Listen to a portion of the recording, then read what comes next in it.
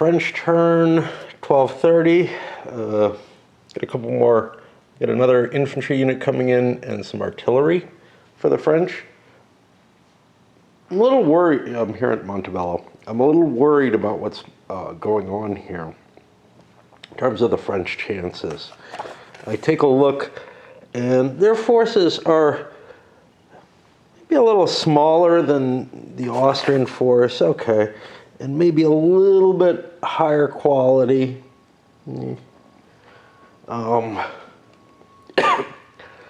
But there's a fair amount of space to give up, and they're pretty much, I just don't see any room for any real maneuver to go on. Anyhow, still haven't internalized the turn sequence very well. I'm finding it problematic, but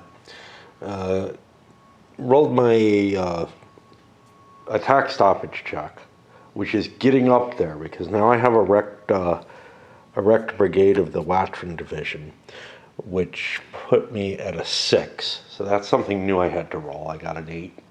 All right, I get to keep going.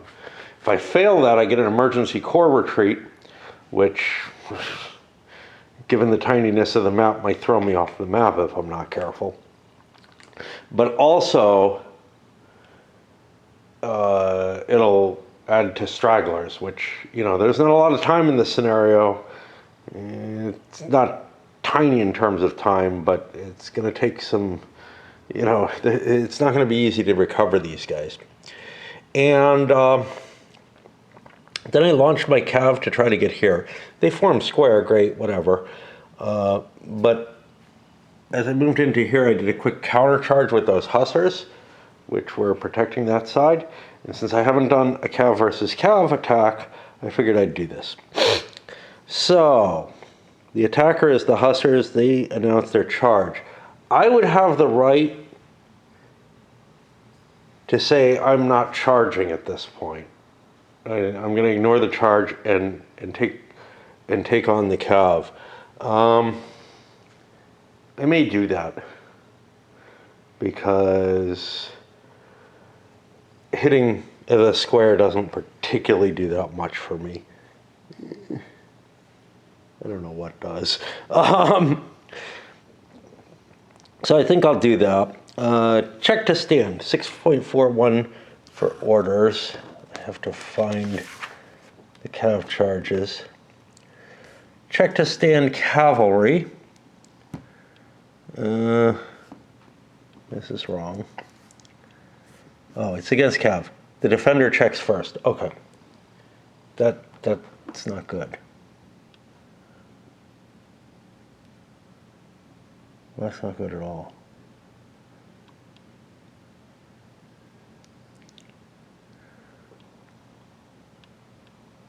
Charges against cavalry. Yeah, I thought the check to stand. Right, yeah. By foregoing the charge, I become the attacker again. So that B morale cav there has to make the first check. It is a B morale, right? I'm just making sure I'm reading these right. Okay, so it's a B morale, so it needs a 2.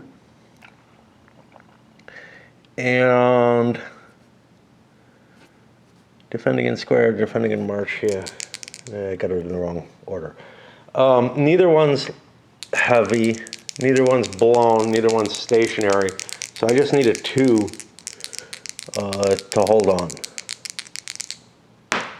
All right, I do.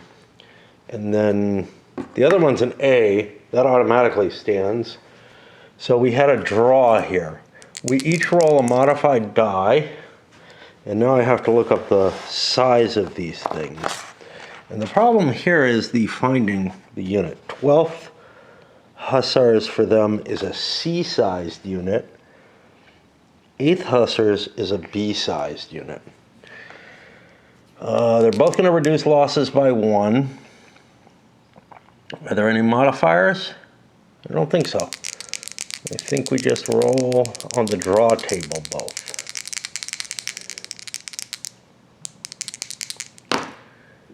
Okay, So the French take 1 M2 and the Austrians are fine. And then both cav get blown. Finish things up, I move forward. The new unit comes in up here.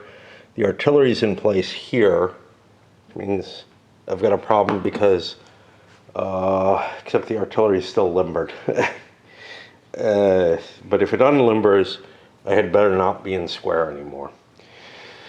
Recoveries of shaken status, and also Lon ran back and unblew the cav, which is not something I want to picture.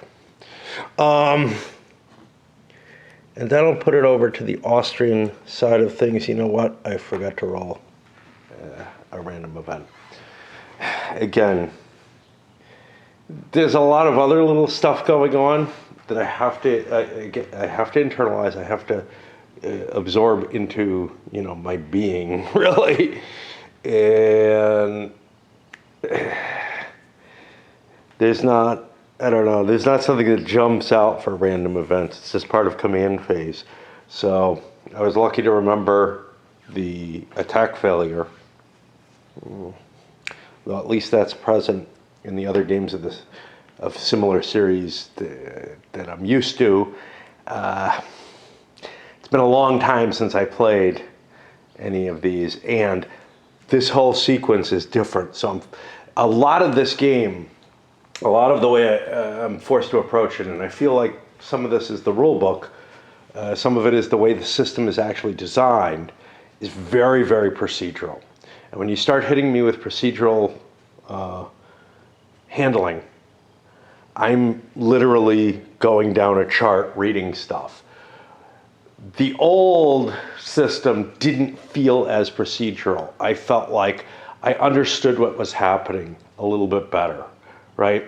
So here, and what I'm not really internalizing is that check to stand part of it and everything.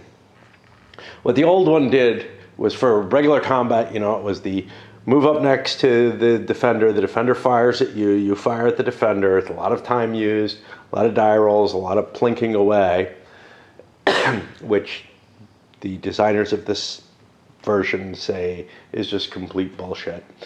Although something similar to that happens in Wellington's Victory, where you just go down the whole line and fire down the line. The hex size may be different. And then for the close combat in the old style, the attacker goes in, takes defensive fire, makes a morale check, fires offensive fire, the defender makes a morale check, and then there's a final, if you know, both stand, there's a final little pushing version, which is like based on size to see who gets the hex. And if the attacker gets the hex, they get to keep moving. Here, it's a little bit different flavor. And this is smoother and more streamlined, but the procedural mechanisms are harder for me to access inside my brain. And I just end up having to follow that step-by-step recipe. So it's like the difference between, hey, I know how to cook this, and just going and kind of, you can season it as you like, you can maybe make variations on it and everything, and that's all easy. And then the, oh my God, I have to bake this, and I have to get it all right and get all the steps in the exact right order, as opposed to like, well, you know, okay, I didn't make the rice in time, but all that does is delays me a little bit. So it's not constantly weighing on my mind to follow the recipe. Here I have to follow the recipe all the time because the order is incredibly important, and it's not, those important parts aren't something that I'm used to. Okay. Inside went a lot easier. New troops didn't come in. That's going to be it for now. I've got an interview to prep for. Covered the whole. No real fire is happening, just a skirmisher fired at the artillery here. which is, you know, I've got I've got a 2 firepower. I thought I had a 1. Yeah, but all the same, I've got to roll a 2 or less, you know, to hit it. But it was the better choice because it's a gun point. Yeah, before it was a 1 or less because there were skirmishers defending the unit that was present. This unit rallied, and the cav moved into place to protect the flank, and on blue, I left this kind of crappy morale unit as a reserve over towards the flank rather than create a refusal. Because I have numerical superiority, I feel like I can afford a reserve with no problem whatsoever. I.e. throw another unit into the line if a hole develops. We'll see. I'm never sure how that goes. So in this system, with the no orders setup, it makes sense to have a reserve without orders as a new force that you can throw in the line. I'm not sure how much a brigade that's available in reserve really makes. I feel like it may be sort of a nice to have. But I can tell you from the earlier systems and whatever, you do kind of end up, you know, units get knocked out of the line, the line shortens a little bit, and then the units that come up are kind of like reserves, you know? So there's sort of an organic reserve nature, but maneuvering yourself to solidify your line is not that difficult. So having a shorter line with a reserve may not be that big an advantage, just like it isn't in most games, quite honestly.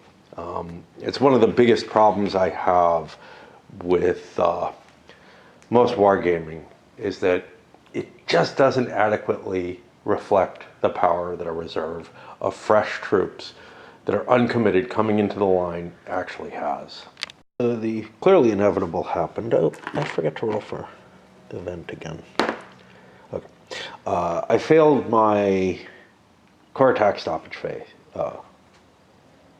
check, and that means I'm thrown into emergency withdrawal, involuntary. It's 1 turn to withdraw away from the threat, at least 6 hexes, but can go as far as you like, which could be off the map very easily. Units in command try to get back in range.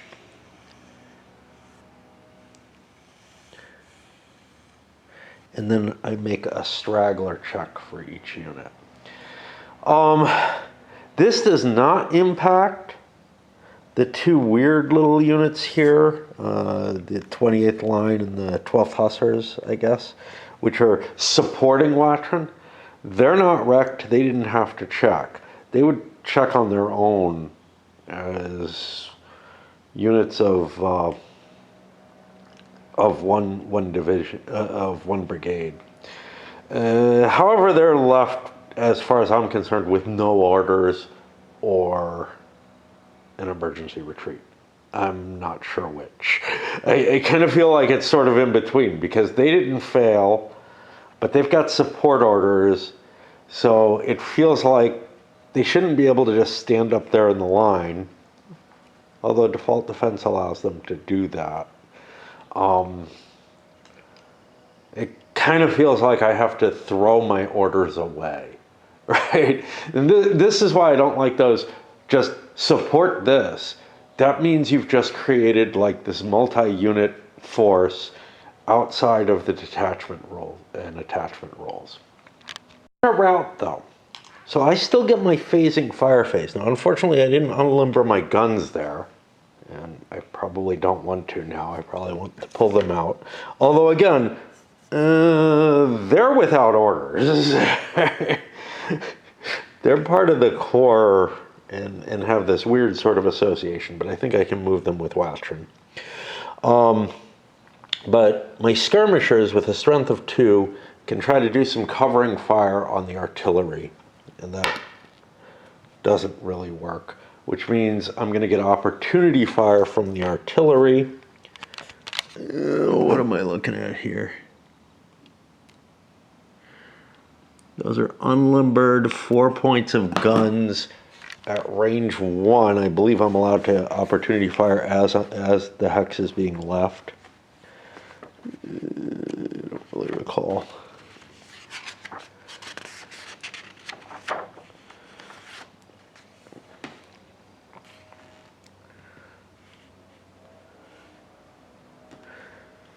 No, it's out of the zone. So this would be 1, 2, and I gotta mark my movement point somehow. Not quite like that. Okay. And now I'm at range 2 with those 4 light guns. So range 2, 4 light guns, that's the 3 table. I roll a single die. And I cause 1 hit on the lead unit, which is whatever the regular formation unit is. And that's the end of the opportunity fire against that unit. But I get it against these 2. So artillery is really fucking potent in this system because of all the op fires. It is in Viva la Emperor as well, except that you don't have the core attack failures that cause a withdrawal. So you have like individual unit routes, and you have the advance to contact, both of which can generate multiple opportunity fires. That system doesn't restrict you to 1 opportunity fire per unit. The fire value, this is a column. It's also showing its ass, but that doesn't count for anything. If it was a line, it would. So what was I? I was a 3. That raises it to a 4. I also take a straggler. I took the hit against the 6th light, the straggler. 6th light is gone.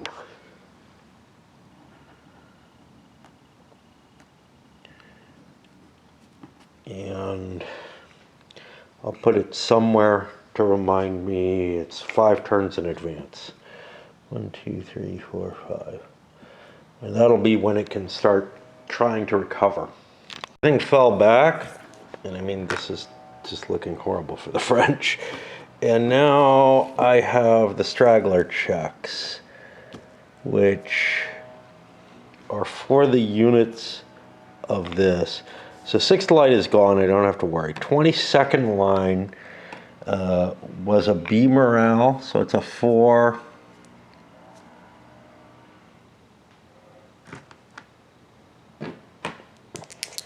And I wasn't stacked with anything to begin with. I rolled lower, that's a straggler for that. Actual straggler checks are really rare in this system. In the original NBS, you're making them all the time. You're getting them from combat, where you have to check one of the dice to see if you straggled, and you're getting them from things like this as well. But here, they're pretty damn unlikely. And the 40th line is also a B, which is a 4, had nothing special, also loses a straggler. Okay. And then I guess the only remaining thing, there would be defensive fire. This is blocking terrain, however, these vineyards, right? Yeah. So that protected at least one of the units from fire, and now everything recovers from shaken. But yeah, the French attack has failed, and you know, I'm pretty far forward still. I think there's almost no danger of losing Casteggio. We take a look at the losses, and the actual losses the French have taken because they attacked are higher than what the Austrians lost. This is feeling like it's not a really fair scenario. Historically, Laon won this, though. So, I mean, not massively. And again, the French have some better quality stuff, but that's not showing as enough to break what is really a stronger line, with more artillery to boot. Well, I haven't been getting a lot of playing done today because I had an interview, and then I ended up taking care of some legal issues that I had to deal with. And then I had a couple tacos and a couple beers and went to sleep. So now I'm back up here doing the Austrian turn, and of course I fuck things up. I forgot to roll my random event check before I moved some pieces. We'll get to the pieces in a moment, but let's see what came, because I got a success on the random event, unfortunately for me. So I got a loose cannon. Oh, that's going to suck. So one of my commands... Okay, so this is not as bad as I thought it was. The phasing player must randomly select one of his commands. The selected commander suffers a loose cannon result. Oh no, it is a loose cannon result. Okay, well, I'm going to have to redo things.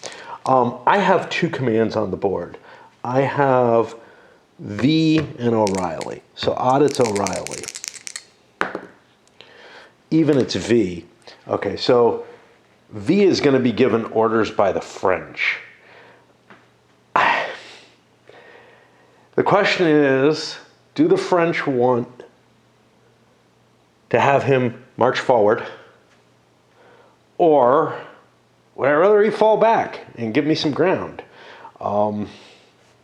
If my units were in good position and good status, I would say, yeah, march forward, man. Let me catch you, going where you don't belong. The other unit won't work.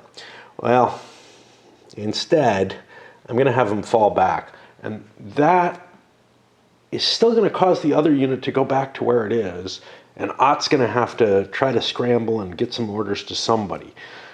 It is Ott who's in charge here, yeah. So I'll take advantage of that. Now, the neat thing with loose cannon is because it only lasts for a turn, I don't think I actually have to write orders. But what I do have to do is find O'Reilly here, and his orders are now gone. And I'm going to mark them like that when they're gone. It may not be the best solution. This is where hey, you got the spreadsheet type thing that just tells you the status and whatnot, and you actually have the orders. But the orders generally fit on the same line, so I'm pretty happy doing it the way I do it. But I think the other unit is going to... Fuck. Yeah, it's not O'Reilly I want to do this. It's actually V I wanted to do this. Crap. I shouldn't be allowed a pen, eh? Yeah, so the V unit is going to have orders to fall back as far as it can towards Castiglio. And O'Reilly still moves up to where he is, trying to defend Gandolfi. Now, if I was in danger of being wiped out, I could call for an emergency retreat. That's about all I can do, I think. I can't fling myself into a general defend order. I have a defend order, and I hold that land. So this is how I'm going to handle it, I guess.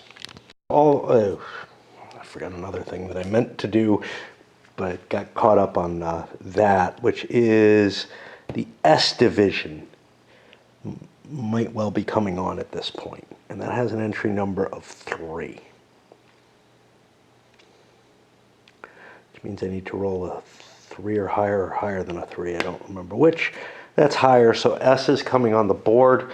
Its orders are to go to Montebello and await further orders. I think it's more important for Ott to get these guys moving. Let me see. Let me see what my command is. Yeah, he's kind of a shitty commander. I want to get him up there and hold that line before I pull the additional division into play. Now that I fixed all my screw-ups, we've got that division centered around Montebello with no orders now as well as this. This will have a no orders bonus though, and push this to the 130 turn. And probably go play video games because I feel worn out. It's either that or clip counters and watch more YouTube stuff. I was unable to convince myself to play a video game, so I'm up here playing another half turn.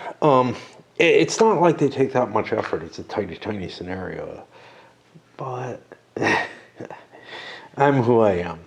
So the French have no orders on any of their forces, and where did Lon go?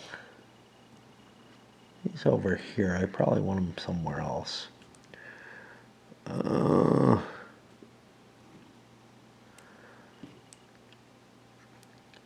He and Watrin are equally capable. I rolled for my event and didn't get anything. I rolled for my reinforcements and they didn't come in.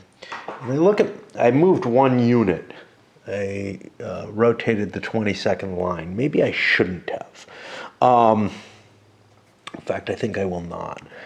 Because I'm going to take this moment to this little pause, although, you could say, well, this is a good time to attack. Yeah, but I'm not going to get the attack off right away. I mean, I might have if I had Lon and Watrin together, but Ott's going to be able to move these forward, and I'm going to be facing what I was facing before. So I feel like I need Victor on the board to have any chance. I've done nothing, basically. I mean, I did a couple of hits to O'Reilly back there. And O'Reilly's not in normal morale, so he can't, but he also moved. But he can't recover forces until he fixes that. But the entire French force can try to recover stragglers. And that's a big deal. So let's look at straggler recovery. At least 4 hexes away, morale state normal or bloodlust, in command, not under engage, spent no movement points. Yeah, as long as I didn't move anything. And so I just have to roll based on my morale level. Now, the leader could give it a +1. This is interesting. Modifier for all cases and then modifier for straggler recovery. I don't think it should be duplicated. Certainly not just at the 2 level. I could see where a 4 leader or a 3 leader would add another one or something. So I'm just going to run down the list of Watrin's units. The 6th light cannot recover because it's still off board. So the 22nd line is a B that needs a 4. I have a +1. Well, what do I got here? I got the 40th line. I probably am on the wrong unit here. Yeah, I'm on the 28th line. I'll put Watrin over here. So yeah, the 22nd line is a B. It needs a 3 really because of the leadership. Nope.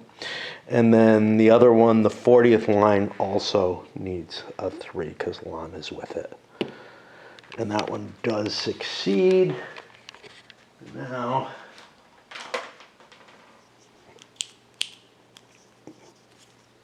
let me just take my little eraser and remove what I've got there already.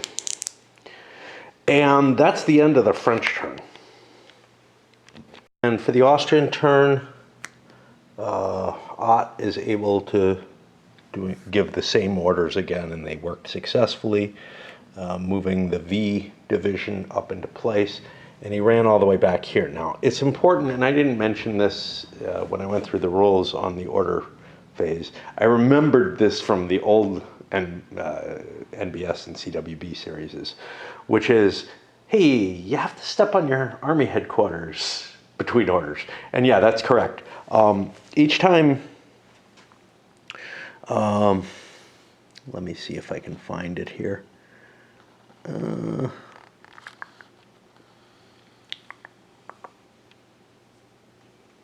The Army commander must stay in touch with his staff to keep appraised of the battlefield situation. To be able to send aid-delivered orders, he must be stacked with the Army headquarters during at the beginning of the command phase. In-person orders can be issued by the Army commander while away from the headquarters, but between each such order, the Army commander must return to the Army headquarters. This creates an interesting situation where you summon the commanders around you to come stand on the headquarters so that you can give them orders. That won't work so well with divisional commanders because sometimes they're the thing that's bolted down. In this case, I'm walking over here and I'll be issuing an order. No recovery except the shaken status has been recovered everywhere. And that will get us to the 2 p.m. turn. And we're going to take a little break there again. You know, I feel like the French situation is actually pretty damn hopeless here. They've taken losses, they're facing superior numbers, and they've done almost nothing to the Austrians. The Jaegers have taken a couple of hits. So they've taken 3 hits total, but I've taken 2, 3, 4, 5, 6, 7, 8 hits on Watrin. And then the Hussars took 3 hits as well. So the French have really gotten their asses handed to them. Maybe attacking early was not a great idea. Certainly this game does not favor, that slight morale advantage is not sufficient. And unlike the Viva la Emperor games, which use firepower and where, and you know, it's probably counted as close combat in this. Although actually I thought the size of the hex in this was, let's see if we've got a scale. Scale is 180 to 200 meters with 30 minutes. I don't remember what it was in the Viva la Emperor. I'll look that up and come back to you with that in a little bit. They're both brigade level, which is of interest. They're both 30 minutes. But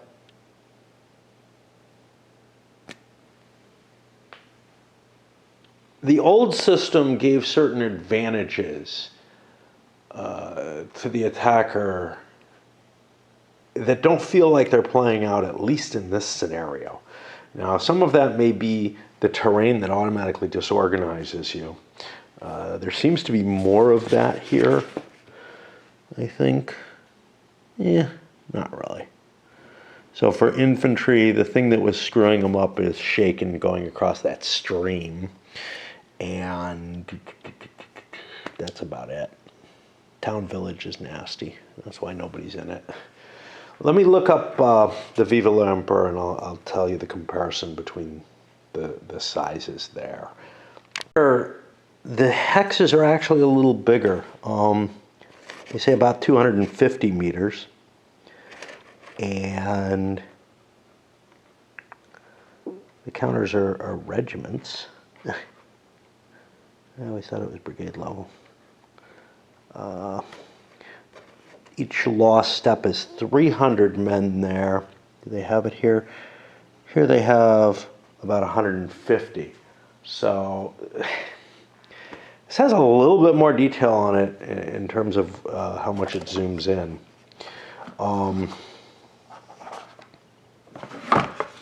Not really sure the units in the Viva la Emperor are really regiments. That seems unlikely. But some of them have a lot of strength points. Like, they have like 9 factors. This has 1, 2, 3, 4, 5, 6, 7, 8, 9, 10. I mean, AAA is as big as you get, and this is getting kind of close to that. AAA would be, the biggest units there would be 5, 10, 15, 21. 21 losses. So call it 20 losses. The biggest thing in Viva la Emperor is about 10 losses. 9. What that means is that 2-to-1 ratio is being kept the same. So one of these is lying. You know, brigade is used for all kinds of units, although they may have been demi-brigades or regiments in real life. So, you know, they're being honest, right? And the other one is saying regiments only, but there probably are larger units in there as well. Yeah. But in that system,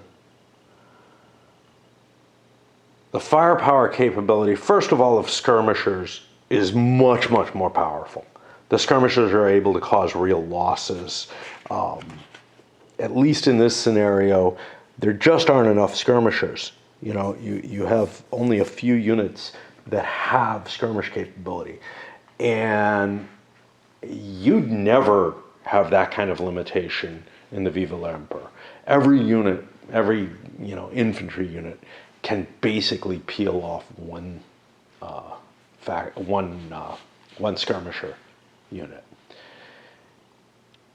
And those skirmishers don't really take losses in Viva l'Empereur. Here they're at risk of being lost. Not a huge risk, but if you've got them incorporated with your unit, well, that doesn't happen in Viva l'Empereur. So yeah, it's not really an issue. But yeah, the skirmishers in that system, I feel, have a little bit more capability of exerting firepower. Well, maybe not. So one skirmisher, any number of skirmishers firing in that system, has a 1 in 6 chance of hitting in general. And here, the skirmisher fire is 1 or 2 in 6. The fact that there's less of them probably factors into the total firepower. The huge number of skirmishers that you can put out in that other system is a big deal. Now, if you're playing without the skirmisher optional rules in Viva l'Empereur, then only the light units are able to project anything like skirmishers, and they're able to fire out to 2 hexes, which is supposed to represent that. And that comes closer to this, where the skirmishers aren't producing the same kind of effect. I might actually think that system, to bring the 2 systems into alignment, if that's what's desired, that system might say, hey, you're not allowed to put out as many skirmishers as you do. I feel like it's a little bit too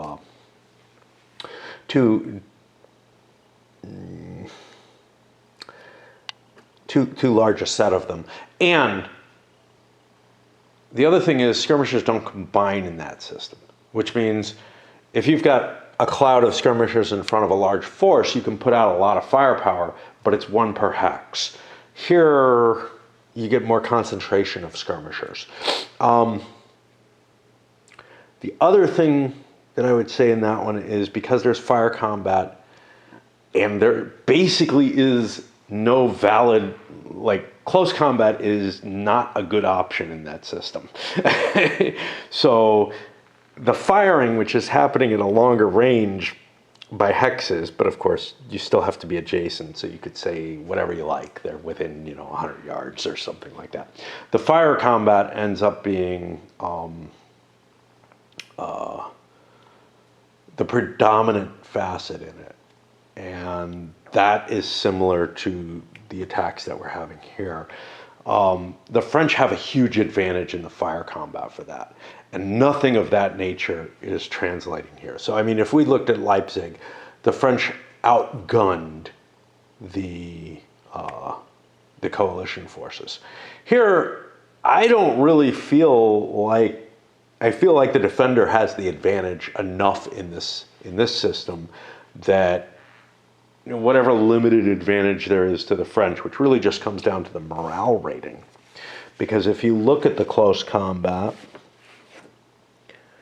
and yeah, I'm digging into this, in ways that this is the kind of analysis that I would put at the end if I was an organized person, right?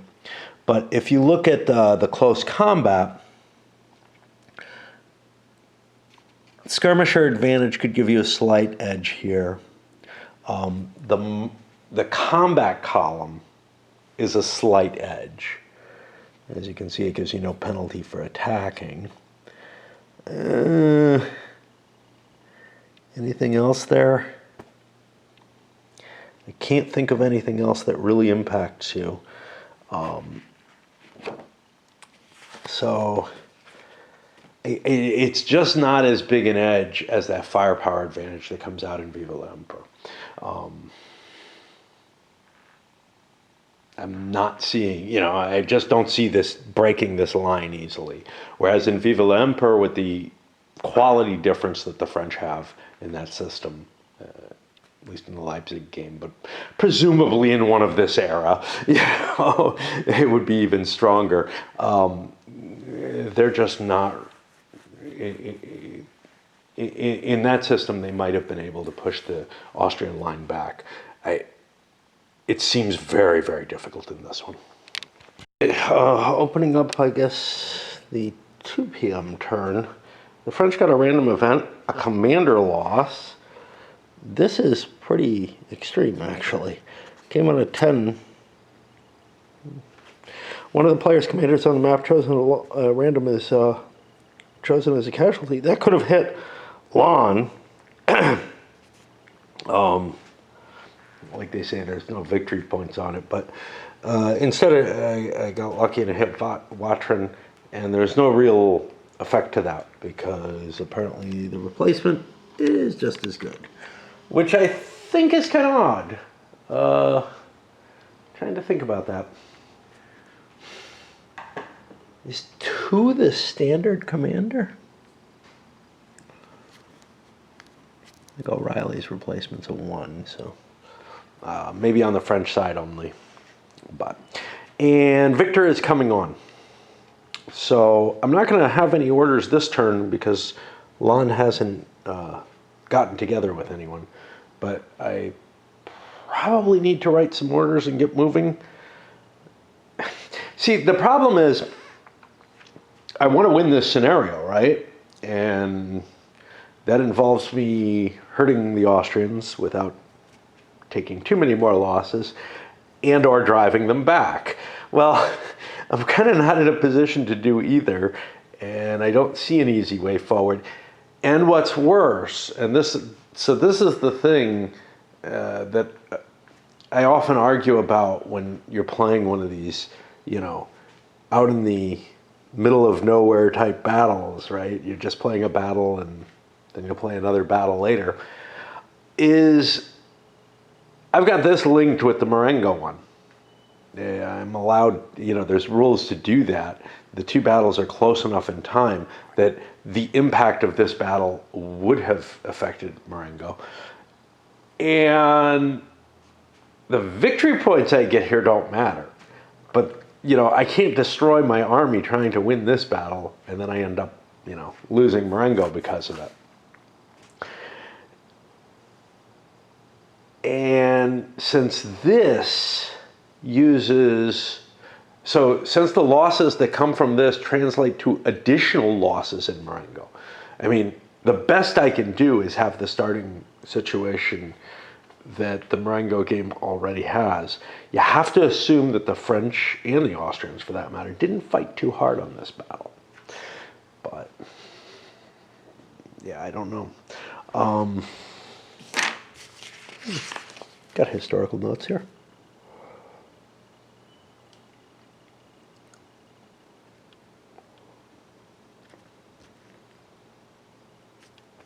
Take a look at them in a moment.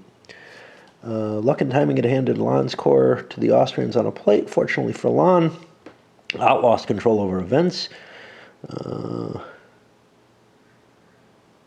So there are some specific scenario events in here. Ford Discover, and that would be for this river. Lon in command, That's not necessarily good. Revaud's able to wander off on his own. But the biggie is a couple of events that impact Ott. One is Ott and Zach have an argument, and he can't send orders to his men. And the other, and I don't know who Zach is. He's not on the board. He's not on the list here, so. Well, Ott. Yeah, so Zach is Zach is Milos's delegate, and he's like a colonel who comes over, and that would prevent Ott from giving orders to any of his command. And then the other one is Ott thinks the enemy is too weak, which might make him launch an attack, which he doesn't really need to. And then there's this Victor lends a hand, in which case he runs off and, you know, gets an additional order, essentially. But short of those, and they don't seem that great, I just don't see how I'm going to break this line easily. Since I don't have a lot of stragglers other than this 6th light, which isn't going to be on anytime soon, I've gathered all my commanders, and I'm going to give them orders next turn. I got nothing out of them. The one thing that I do have as an advantage that I see is I've got 3 more skirmishers that I can deploy on my attack, and that may be significant, but without much artillery, this is going to be tougher. There's no question. And with the Austrians forming up their line, well, let's see what they do during their turn. This time, the Austrians managed not completely roll a good orders roll. They got a D4. That means I have to roll a 4 or higher on each succeeding turn to undergo to undertake an initiative. I don't know what to do with those loose units that I've got here, the L Corps battery and the extra line unit. Well, the battery's allowed to operate with something else. The Hussars, the 28th line, I'll probably go walk over and give them orders because I think their current orders are gone, unless they're like, support Watrin for the rest of the world, in which case, well, they're really attached. But I don't buy that. I may attach them to Victor. But yeah, the Austrians actually did something the French haven't done, which is succeeded in one of their straggler recoveries over on the Jaegers. And I mean, I should just be sitting through and playing this out, but I don't have the heart for it somehow. Like, I keep having to wander away and go do something. And I think that's something that is going to be a little bit of yard work right now. Especially during these periods where nothing's happening. Okay, I was clever enough to make the random events check. Nothing. I'm on the French turn. Lon, who luckily is a good leader, has quite a bit of points. He has 16 to allocate. But let's see if that's enough to get 2 corps moving. Well, so I've got Watrin, and I'll be giving oral, engage, or complex, depending, orders. That's 7 each. So I can do that for two of my units. Those other units, I'm going to have to take as they come. Let's see what kind of orders I want to write. So one of the foci is, you know, do I want to do this so one corps is attacking and the other one's supporting it on those goals? And those goals could be pretty broad. I could have attack orders to get me all the way to Casteggio, which seems, you know, extreme, like I won't be able to get that, but, you know, maybe I don't have to change anything throughout the course of the game. And the choices that apply here is, if I give Watrin the orders, the main orders, he is likely to have a corps attack failure. Whereas if I give them to Victor, he's not going to have to face that right away, but he may lose his support. Which kind of puts you in a shitty position.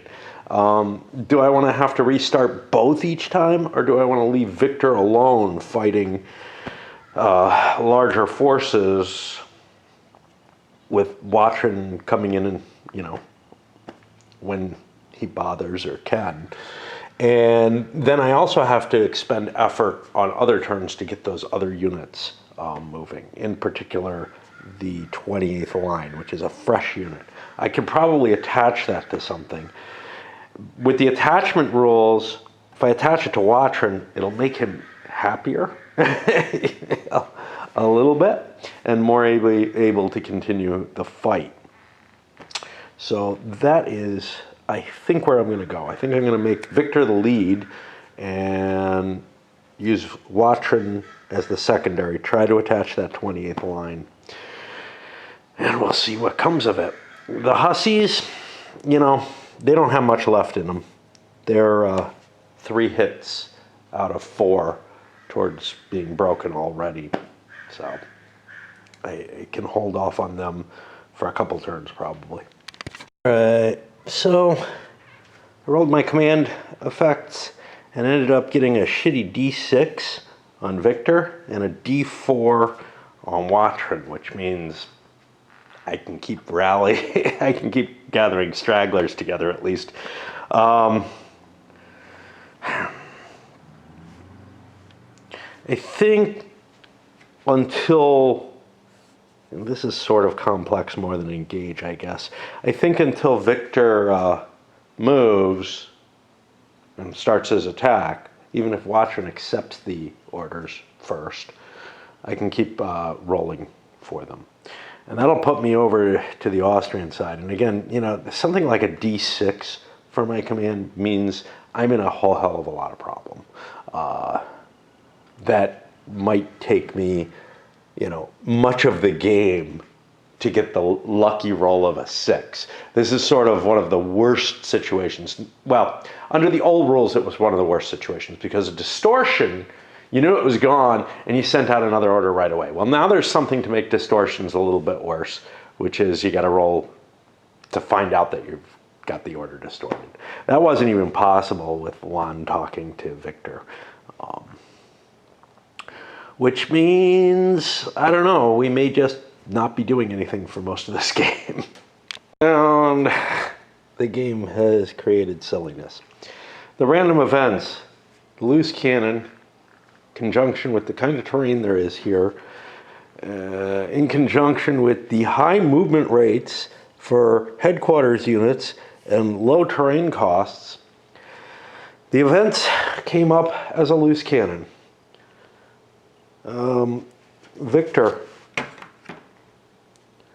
was chosen, I think I forgot, and the enemy wrote orders for him to go climb that hill and take a shit there or something. I don't know. Try to observe what's going on.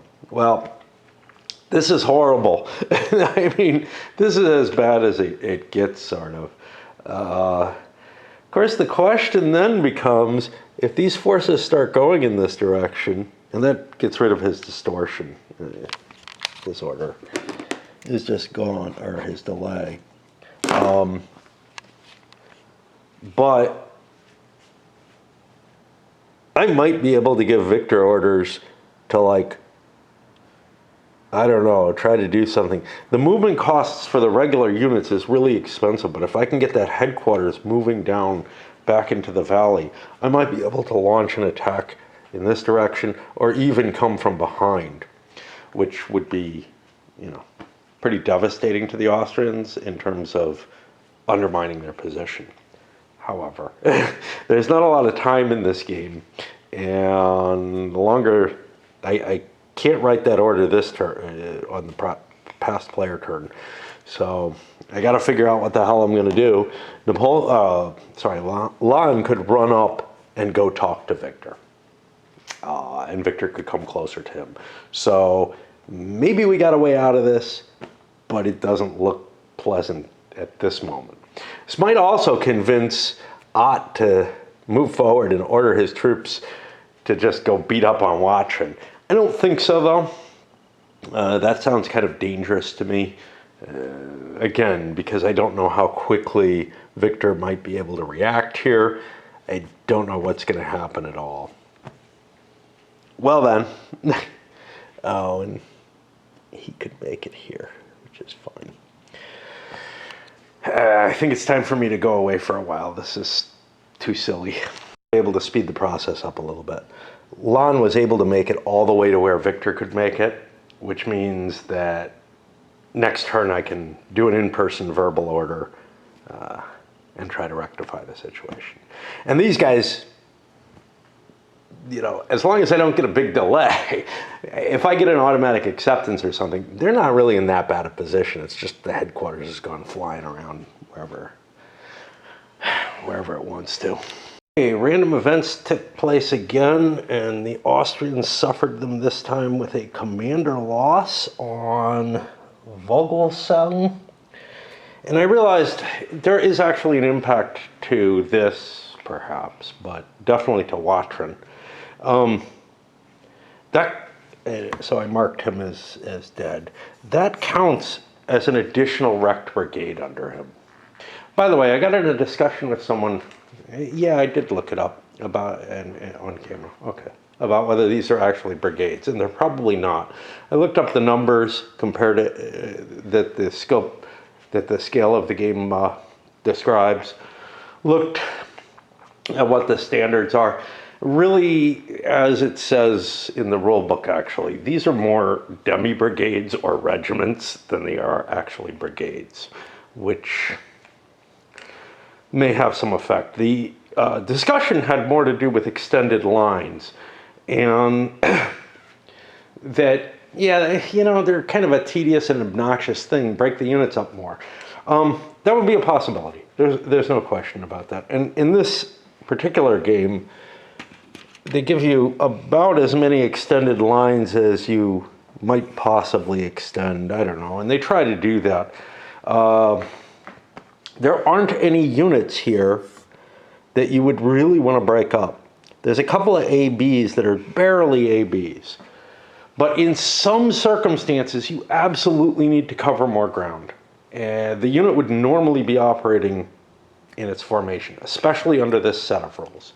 Under the version 2 rules, where only A can fire out of a specific space, you still probably want to keep the units at about the size that they're at.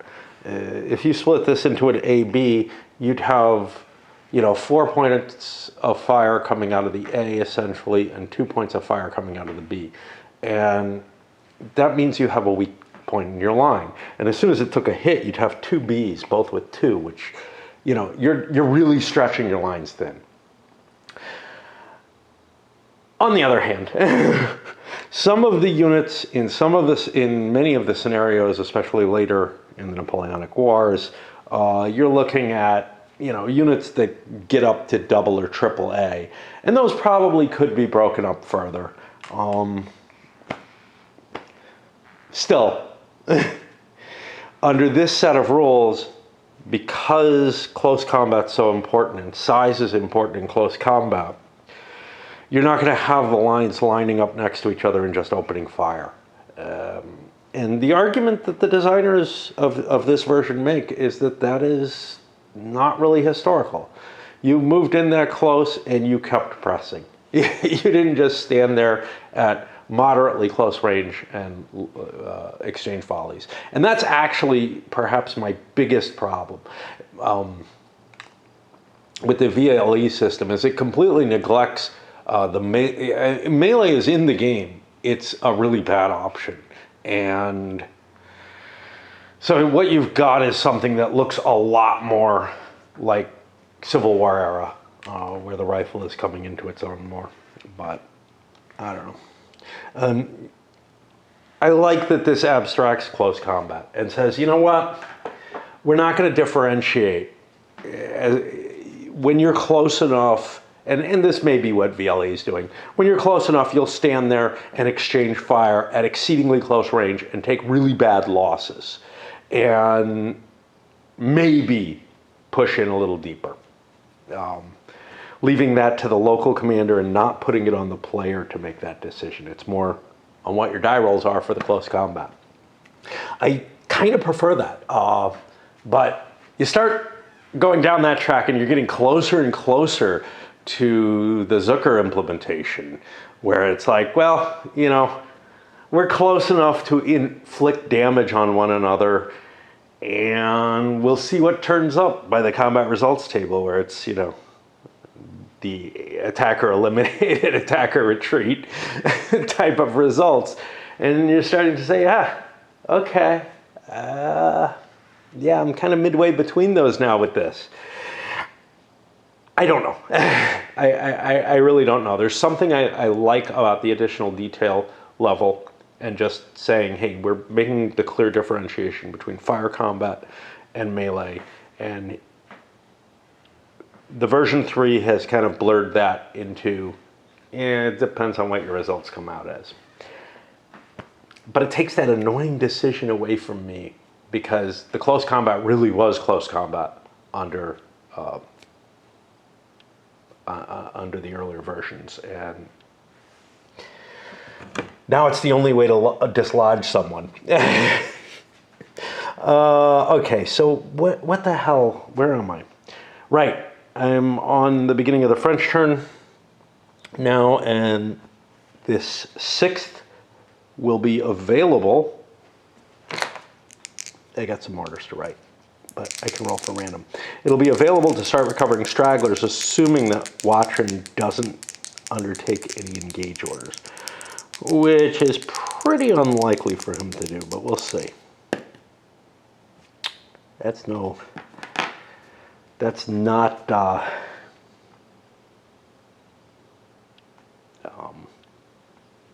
a random event. And now I have to figure out what orders I'm giving to Victor, which are probably going to be to try to sweep down this way and attack Gandolfi from a different direction. So I got a D4 over on Victor, which means his troops keep working their way up the mountain slowly. They have a lot harder time than he does, thank heavens, I guess. And Lan made it back down in time to rally and get a 6 on the 6th light, which gave it back 2 of its stragglers. So Watrin is getting into shape, I guess. And that'll leave it on the Austrian turn, and I'm kind of like, I think it's break time again. You know, I can't explain it, but my pipe's out, I guess, is my best argument for it. Because I could certainly play on, but I feel like things are about ready to start. I got two orders on D4. I got these guys coming into position and have to write them more orders. So things are going to get complicated real soon. You know, it's been kind of like a night turns the last couple turns with nothing important happening. Okay, so on the Austrian phase, the S2 is essentially at its orders, I believe. So I can close that out and go to no orders, where I'll be able to issue a command more easily. You know, I had to throw odd up there as well, because that'll give me a quicker reaction time towards writing orders. I've got an order in reserve before I have to run back and hit there, essentially. There's weird shit about the way this works. For the French side, Victor did not overcome his delay. I did note that I think I probably moved up through impassable terrain. So this has 1, 2, 3, 4, 5 hex levels in it. That's impassable for everyone. He probably couldn't have gotten here, but he could have gotten somewhere. I don't know if I went through this or went through, I think I actually went up this way, which is legitimate, but I'm having real trouble with these guys navigating this, they're basically able to move a hex at a time just because the costs are so high. But that's okay. I don't really want them getting up any higher because it's just as expensive to go downhill or to move along slopes, which I also think I cheated. Lon may have gone quite a bit too far. The point is, though, that wherever he went, I'm sorry, Victor may have gone too far. Wherever he went, Lon could have gotten to. And now I'm on the Austrian turn. Have I rallied completely, or have I recovered completely? Not quite. The WKNO still has one loss on it. Lon has recovered all the French troops, and he's moved over to go command that 28th line and write it orders to attach, which will change the calculations on Watrin. And then I have to go back home and then go give the Hussies orders, but who cares? And so this is the event check, which is fine, and there's not going to be much by the Austrians then. PM turn, Lon gave his orders to the 28th line to attach. Now, independent units, and this is the same as in the old, like a brigade or whatever, are always assumed to have a command rating of 2, which seems a little weird. Maybe some scenarios would change that because, for example, I don't know if a 2 is standard across the line. You know, the French order system should be in general better than the Austrians at this point, and that's reflected by commanders. So the replacement commanders in the Austrian army have a command value of 1. Command value of 1 is kind of piss poor. And Vogelberg or Vogelsang has that as well, which means, you know, the divisional commander replacement is not as good as the default brigade commander, who, you know, sure, the guy who was in charge at the beginning of the battle, but that may not be guaranteed at all. Casualties at the lower level of the commands were quite high, actually. So it just feels like, yeah, you're maybe making those a little too high. But we'll go with that in case the Austrians need to do anything for it, because there are no special rules here. But yeah, I wanted to discuss that. That got a D4 on itself as well. Victor's still not doing anything in his forces trying to climb that hill. Not a good thing. And I think we're on the French again at 5, because I did the Austrian turn. Not much happened there. Of course, at 5 o'clock, nothing happened either, for either side, really. I'm going to take a break again. It doesn't take that long to play. I mean, I spent maybe 15 minutes up here or whatever on several turns, but that's okay. Got a lot of yard work done today, which is cool. And tomorrow, wonder of wonders, the handyman that I had to do my stuff in the basement is free and coming over, and I don't have any interviews or anything. We're going to get him fixing my sink, which is sort of the other emergency facet, right? I mean, the downstairs thing, I really wanted to do because I wanted to get my gaming room down there cleared out. I've used it once since then. Well, I've used it several times, but I've used it once since then where there were people. So, you know, that was the one time it counted, and one of the people broke one of my chairs, damn it. But the sink is really kind of the, geez, man, this is hard to live with. It is a job that I probably could do myself, but I just don't trust me. So, all right. Okay, so something very interesting happened at the start of the 5:30 turn. We got a game event, thunderstorms. I don't see any indication of these in the historical narrative here. It doesn't mean they didn't exist.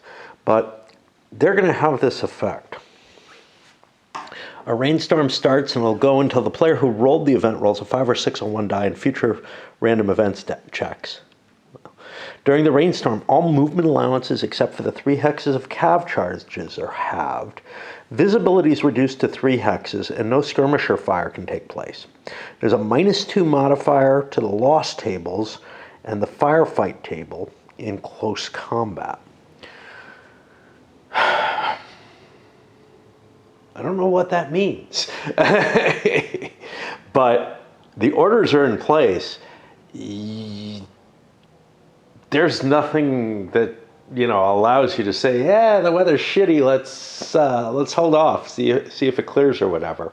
That would require the leaders to run around giving out new orders, which isn't the case. I'm a little surprised by that. I would actually expect that if the weather had this bad an effect, you might see a delay of battle.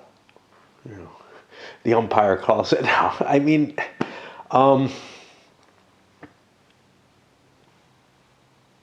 certainly there were fights in bad weather. And I'm not sure it would necessarily halt things, but yeah. On the other hand, I get the feeling that there should be some kind of disincentive to closing while the weather's really bad. I mean, if visibility is that bad, etc. So, I don't know. It may also be an advantage. I can't tell if the attacker would want this or not. We'll see. Finish the turn with nothing happening. Hey, we're getting late in the day. Victor's troops continuing their pointless climb. We're getting to the point where I don't think the French can possibly make any headway in terms of removing the victory points that the Austrians are getting for the territory they hold. Historically, Ott withdrew. I just don't see that happening. And the losses are where they were, which is not in France's favor. I don't know. Point-wise, they might be the same, but the overall effect is not good. And believe it or not, I rolled the same event. It has no effect. It can only happen once per game, which I think means it's just a pass. Given that random events are optional, you know. But Victor got his orders. Now, the problem here is the main force can't see Victor and what he's up to. This I find problematic, which is to say, I don't know when Watrin is going to take his orders into account. I'm going to say he can't see.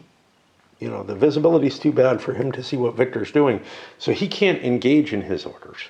And, you know, that just makes sense to me. This is not a battlefield that's usually going to be obscured by anything. Yeah, somebody could get themselves stuck between hills and you don't know, you know, you wouldn't be able to see them or whatever. But right now, everything is out of sight. I'm not going to... conceivably, I could be using a hidden marker for Victor's Corps. That would actually cause real issues in terms of the movement rates.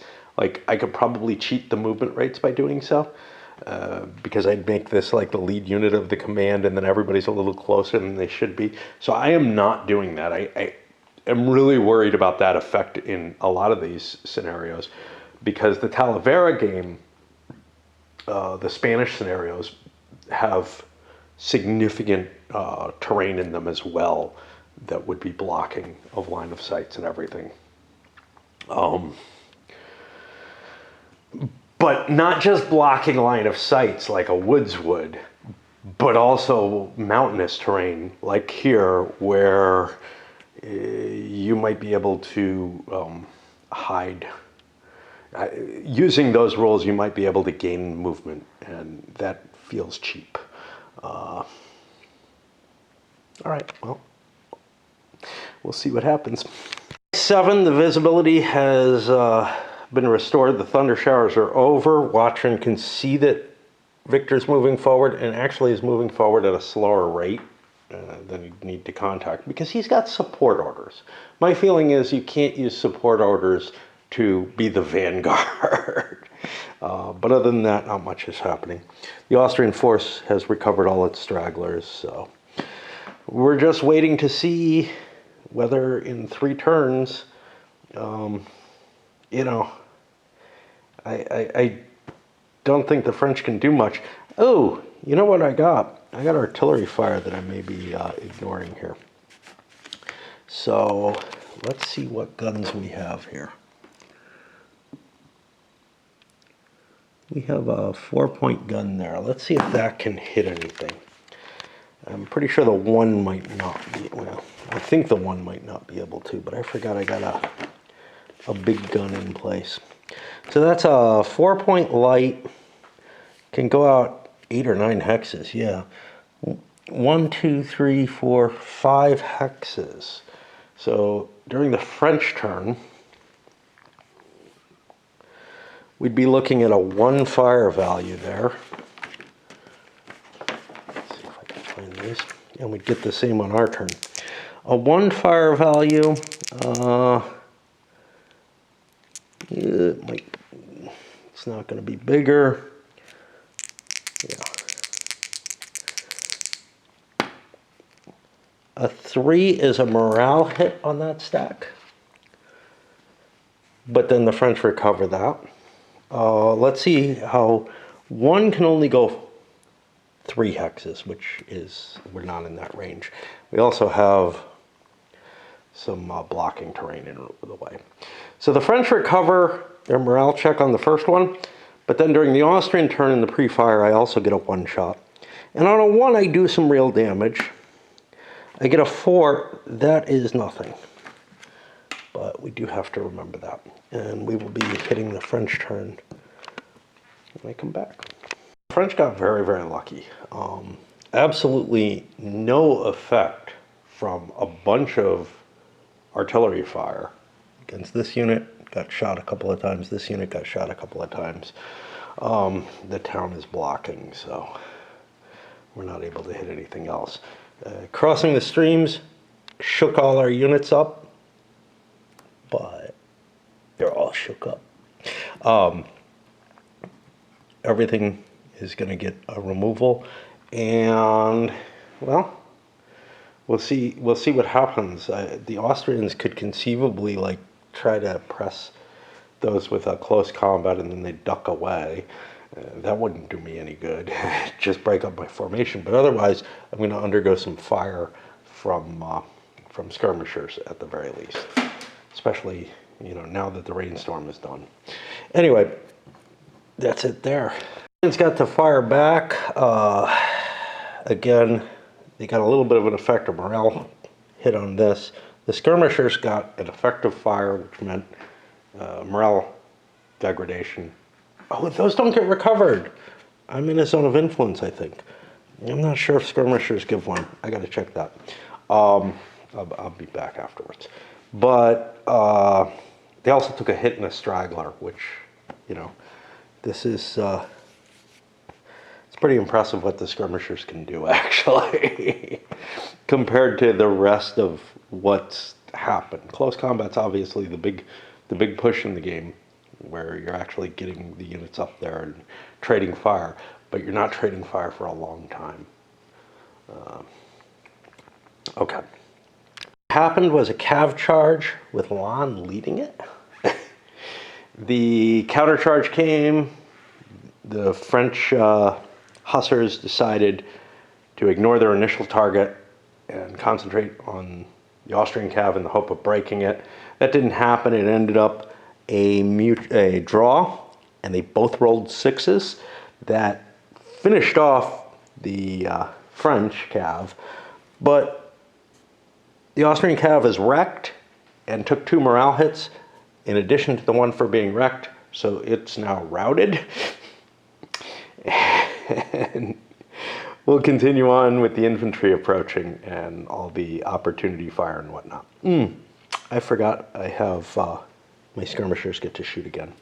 More than that, because I unlimbered my guns as well to do some prep fire.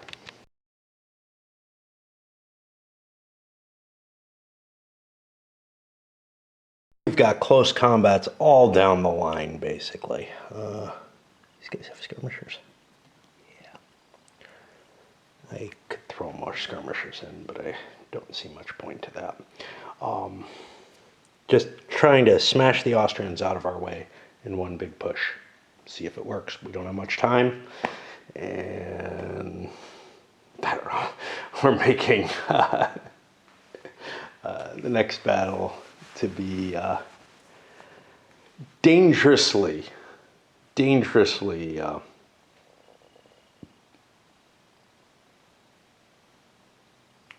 know, if this doesn't go well, we'll have a lot of hits on the units here in Marengo. Marengo's not a very big battle. This may be a fair part of it. One thing that I feel uncomfortable in this version, which is I am in 1, 2, 3, 4 different enemy hexes. This doesn't happen in the earlier version. In the earlier version, because close combat is handled unit by unit as it moves into the hex, it allowed you to just devote yourself to that fight and then go on. Unfortunately, like I said, it created instances where the entire line just sort of collapsed and you had, because of breakthrough-like capabilities with infantry, that felt a little funny. It feels fine with the cav. It feels extreme when the infantry is doing it. And you don't get that in Viva la Emperor. And Viva la Emperor has a separate close combat phase where you move in and attack. But in the old versions of NBS, close combat, and CWB has this problem too. I don't remember if Line of Battle does, where I think it does, where you move into a hex, you resolve the close combat, and it's a complex procedure like it is here. Basically, I think I've explained it already. Defensive fire, check to morale check, offensive fire, morale check, and then a push. Well, then you'd get to keep moving if you had more movement points. And what's more is further units that you have behind can then perform something like breakthrough movement in a World War II operational game, which just feels weird to me. On the other hand, it's 30-minute turns. You could see the line collapsing, more forces being pushed in, fresh reserves, etc. So there's hand-wavy ways to get around what you're seeing there. And when it comes down to playability here, having all these close combats to handle all at once, everybody, you know, pushed into the enemy hexes, especially with these tiny hexes, but in general, there's something clunky and difficult to deal with it. It feels more like, I don't know how I feel about things like the Labatt series or the BAR. I get the feeling they have that kind of, I just remember there being a lot of clunkiness where I had to remember everything that's going on throughout the entire battlefield.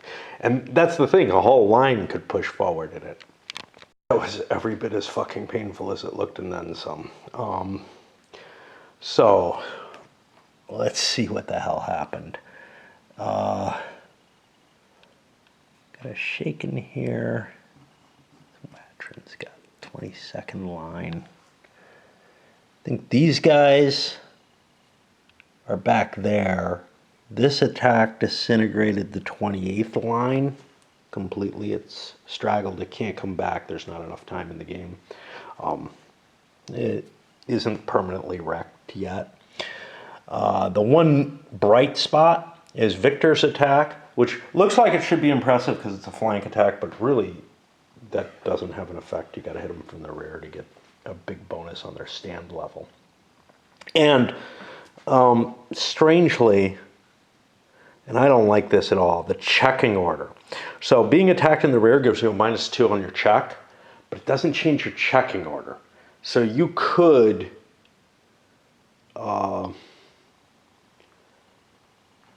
not have to make a check. And I feel like that feels wrong to me.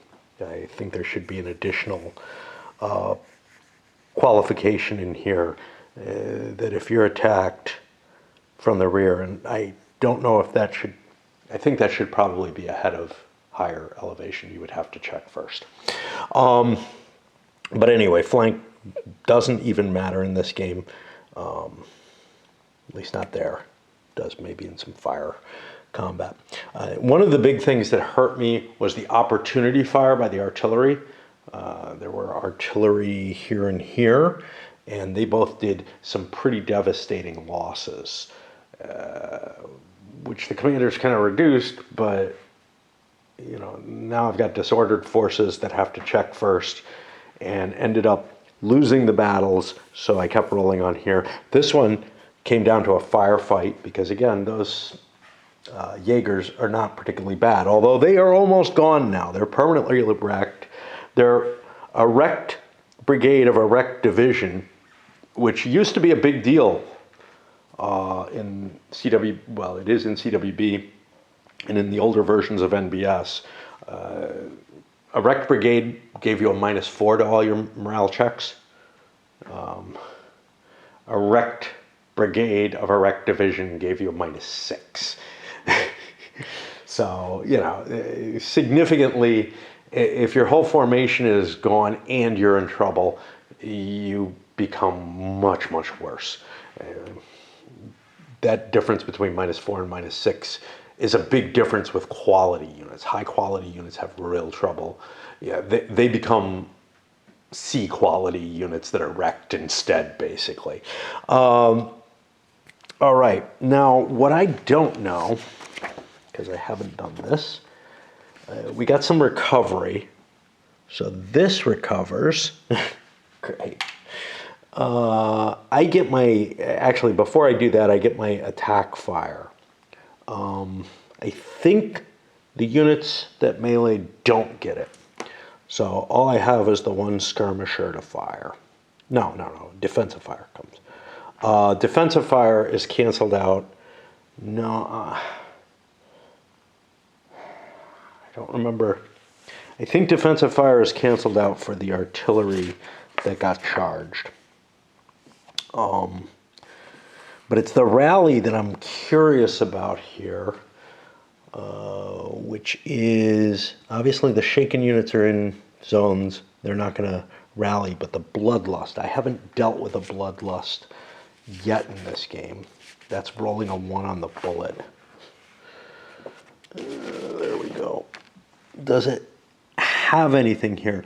The old bloodlust table used to be, oh, here this is. Awesome. I don't have to look this up in the book all the time.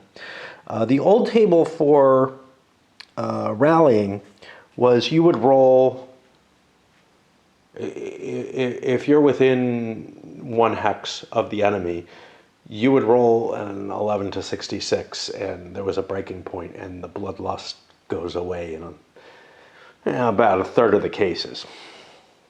I don't know where that is here. I know where I'll find it is wherever the rally rules are.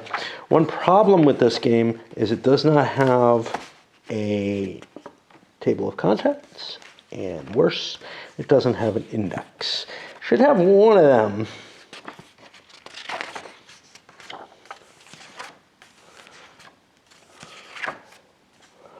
There we go.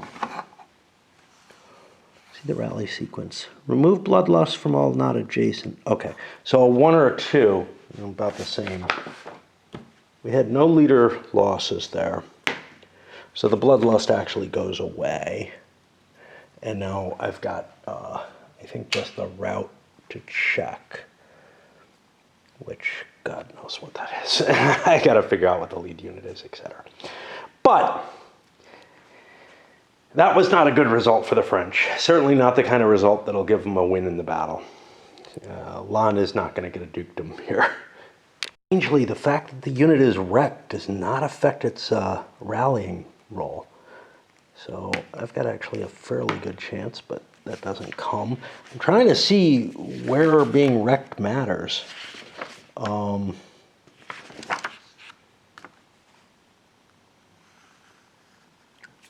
is in close combat. It's a -2. Wrecked of a wreck doesn't count at all. That is, I think, the end of the French turn. I was hoping I could finish the game tonight, but I don't think I can. I've got my alarm set early again, so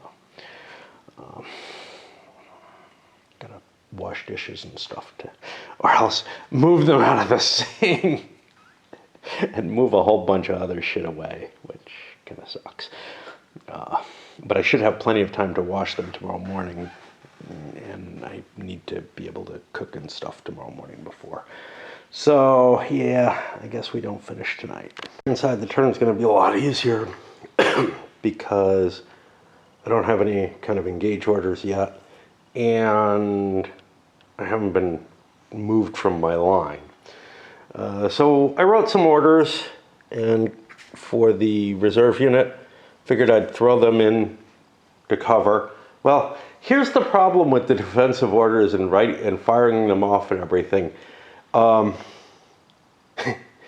the time a gap sort of starts to develop or be apparent, regular order writing or anything other than the initiative design is really just too painful. I got a D5 on that.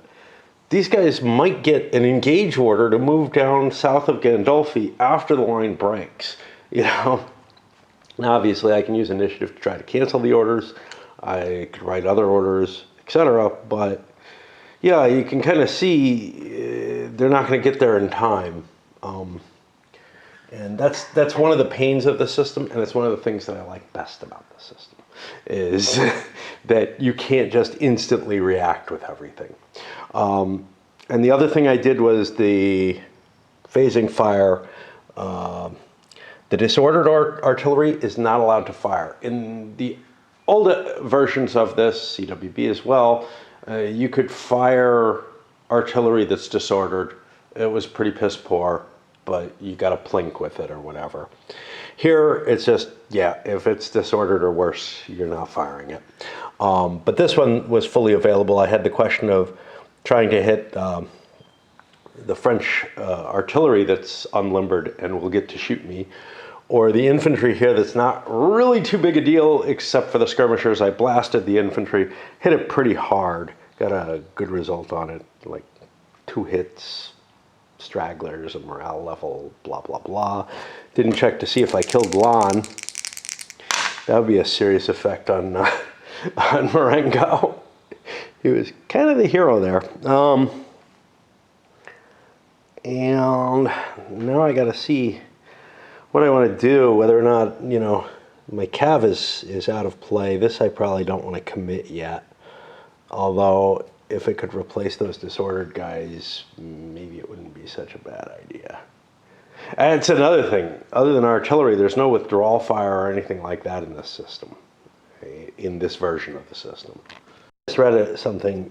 Skirmishers. There used to be stragglers in this game system. Never cause casualties, and I think I had them cause some casualties to the Jaeger and Lights. The unit, however, has just dissolved under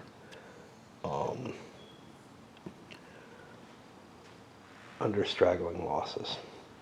And I've got 1 gun here, which I don't know what to do with. You know, my attack's really not too solid. Hitting these disordered units would be very effective, but I think I'm more worried about the fresh units. Try to reduce their capabilities. It's tough because my units are shaken. They're probably going to have to check morale first. They take that penalty first. I don't know. Oh, that's nasty. These hard things that form in my throat. French got a special event.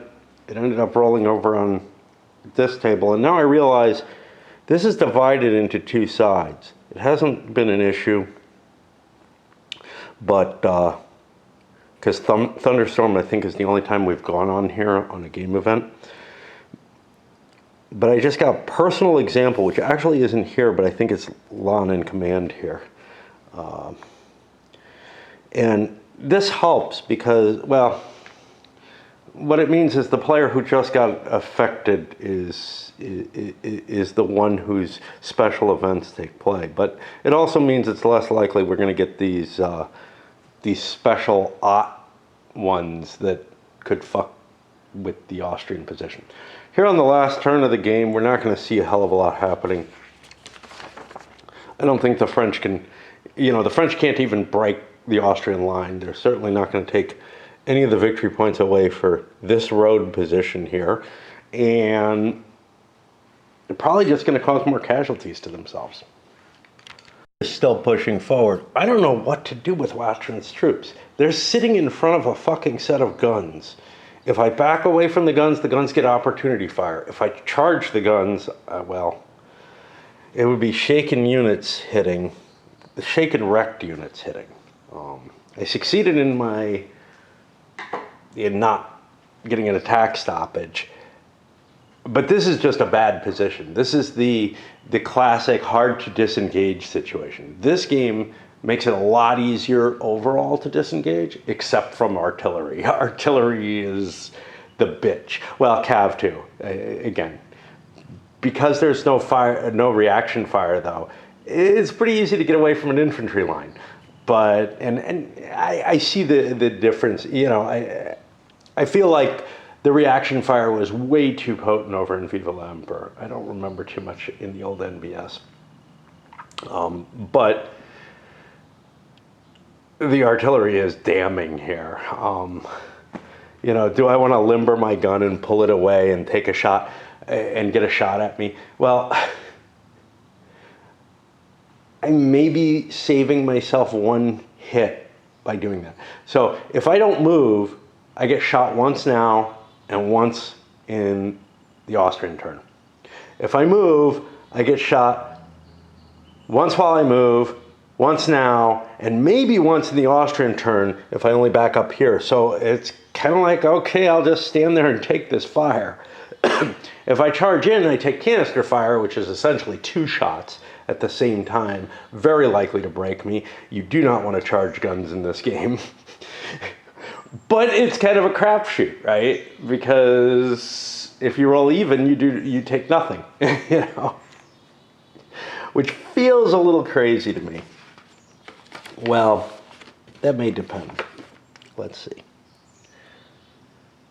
If you're able to get up into the 4 range, it's very unlikely you're going to get away scot-free. You're going to take some casualties from that canister, and that's good. And if you're just charging a couple of guns, they're like 3 guns per strength point or something. Yeah, I kind of see why it might not do much. So I think I'm just going to sit there with these units. And looks like I got to remember the order here. This defensive fire happened before or yeah, it happens before the close combat. And my gun was destroyed. That's where that artillery fire went to. Victor, big high quality units smashing into the flank. Yeah, if this had happened a little earlier, it would have been great. They're just rolling the Austrians up, but the thing is, they come in late, the thunderstorms, the delay wandering up here. I mean, I completely destroyed that unit. I got a 2-hit 7 stragglers effect on it. But I took a hit, and I also took a morale hit, which I forgot to mark. And that'll put it on the final turn of the game. The Austrians are not going to really see anything. They're not going to attack anything. So the only real question there is, hey, do my artillery cause another casualty that's permanent? And then we'll add up the results and move on to Marengo with these mauled units. There's a lot more at Marengo. It's not a tiny battle. It's not a big battle, but it's not a tiny battle like this is. So with the massive skirmishers beginning to plink at these guns that are exposed because they have to be the lead unit to have been able to fire. You know, we got this down to a disordered. It's not firing anymore. The French are in pretty good position, but it's night and the Austrians can withdraw. So we'll do a quick calculation of what the losses are and hit that, and then we'll start prepping Marengo. But let me get the count on here. And we got the victory conditions. Might as well do it live, right? I don't know. That's kind of obnoxious, isn't it?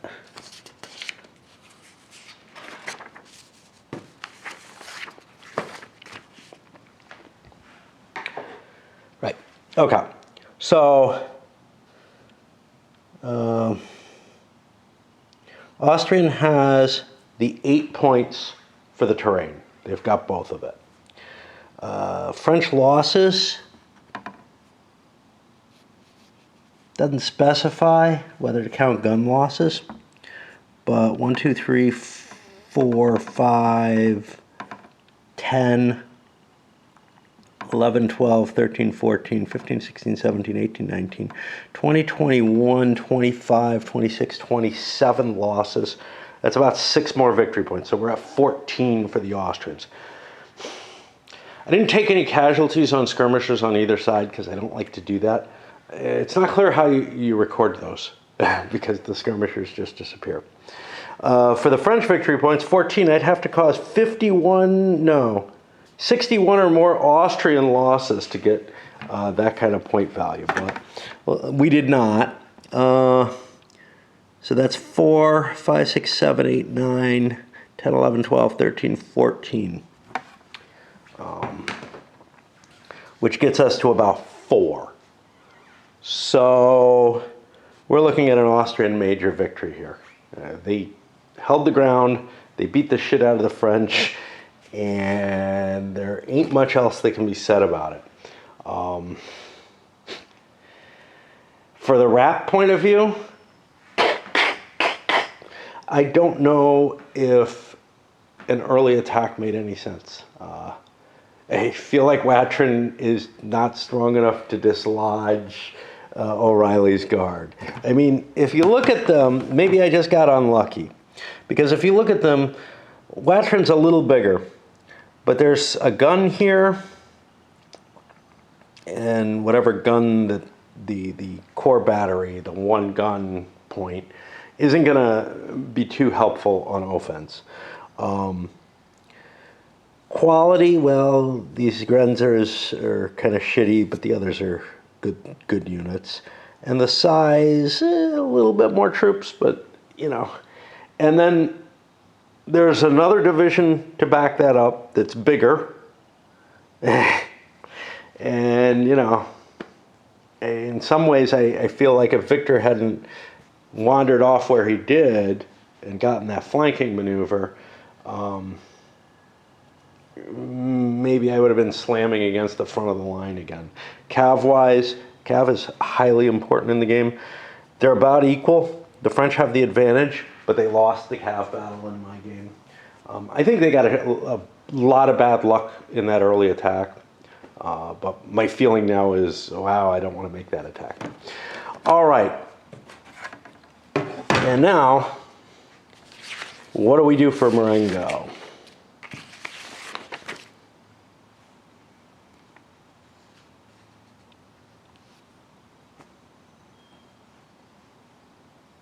All right. Most of the losses translate over. The gun losses do, the regular unit losses do, and there's some combination. And I'll just do that. But I want to get this loaded up because I'm getting close to the time when my handyman's supposed to show up. So, up it goes.